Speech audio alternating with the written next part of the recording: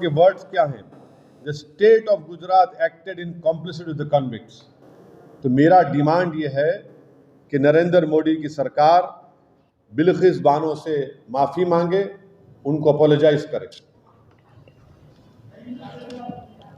बिल्किस बानो के मालूम से लेकर के जो सुप्रीम कोर्ट में बयान आया है, उन्होंने कमीशन को गलत बताया है और जहाँ पे ट्रायल हुआ है उसी सरकार को जो है लेने का हक है। तो इस पूरे मामले को आप कैसे देखते हैं? आप तमाम लोग जानते हैं, मुल्क जानता है, मैं शुरू से ये कह रहा था कि बिल्किस बानो के रेप में, उनकी बेटी की, उनकी माँ की और दूसरे महिलाओं के रेप और हत्या में उस वक्त की बीजेपी की सरकार, जब मुख्यमंत्री नरेंद्र मोदी थे, वो उन्होंने उन खातियों का साथ दिया था, उन रेपिस्ट का साथ दिया था। बिल्किस बानो का रेप हुआ, उनकी मासूम बच्ची का कत्ल हुआ और बिल्किस बानो ने ये लड़ाई खुद से लड़ी इंसाफ के लिए,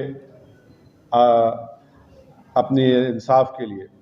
तो जो उस वक्त जब बीजेपी नरेंद्र मोदी मुख्यमंत्री थे, उस जो माहौल था गुजरात में, बड़ा ही ख़राब माहौल था।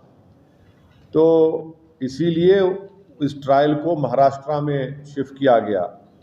और ये बात आपको याद रखना चाहिए कि बीजेपी ने ही इन रेपिस्ट को छुड़ाया जिन्होंने बिल्किस बानो से जुल्म किया।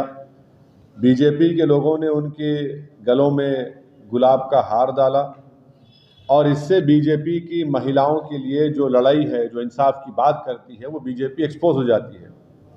दूसरा पॉइंट उसमें यह है कि आज कोर्ट ने क्या कहा, सुप्रीम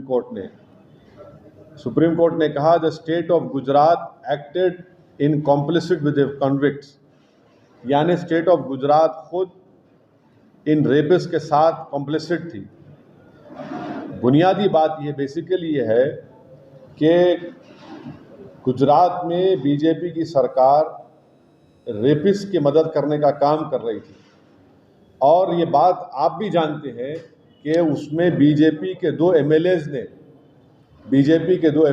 ने ये एंडोर्स किया कि इन रेपिस्ट को छोड़ दिया जाए और एक बीजेपी के एमएलए ने उनको संस्कारी भी कहा था। आज सुप्रीम कोर्ट ने ये साफ कर दिया कि गवर्नमेंट ऑफ गुजरात, जो बीजेपी की सरकार है वहाँ पर, उन्होंने बिल्किस बानो के रेपिस्ट को छोड़ने में मदद की, फ्री किया, और जबकि उनके पास ये इख्तियार नहीं था। मैं सुप्रीम कोर्ट के इस फैसले का वेलकम करता हूँ, खैर मुक़द्दम करता हूँ और उम्मीद करता हूँ कि मुस्तक़बिल में, फ्यूचर में कोई भी सरकार इस तरीक़े से एक्ट नहीं करेगी जिससे रेपिस्ट को छोड़ दिया जाए।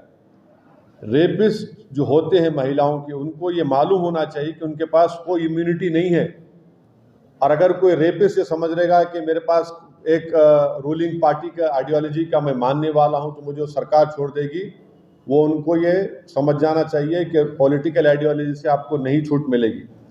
और आखिरी बात ये है कि इस तमाम चीज़ों में हम यूनियन होम मिनिस्ट्री के रोल को भूल जा रहे हैं।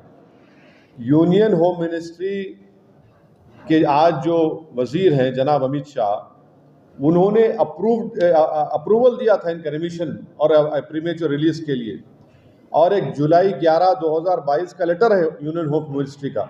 हम पूछना चाह रहे हैं कि क्यों अमित शाह की होम मिनिस्ट्री ने इस तरह लेटर दिया।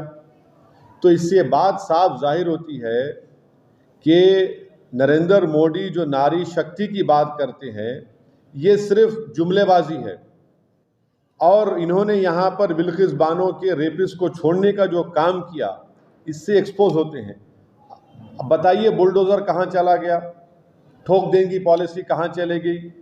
बीजेपी बिल्किस बानो के रेपिस्ट को छोड़कर बीजेपी आज रेपिस्ट के साथ खड़ी हुई है, चाहे वो सरकार में हो, सेंटर में हो या स्टेट में हो। बीजेपी की सरकार ने इनको छोड़ा, और क्यों छोड़ा? इलेक्शन से पहले छोड़ा, गुजरात के विधानसभा के चुनाव से पहले। अब बीजेपी इस जजमेंट के बाद खामोश क्यों है? बीजेपी आज बीजेपी को खामोशी तोड़नी चाहिए। हम ये डिमांड करते हैं कि बीजेपी और नरेंद्र मोदी की सरकार बिल्किस बानो से माफ़ी चाहे, बिल्किस बानो से माफ़ी चाहे, क्योंकि सुप्रीम कोर्ट ने ये कह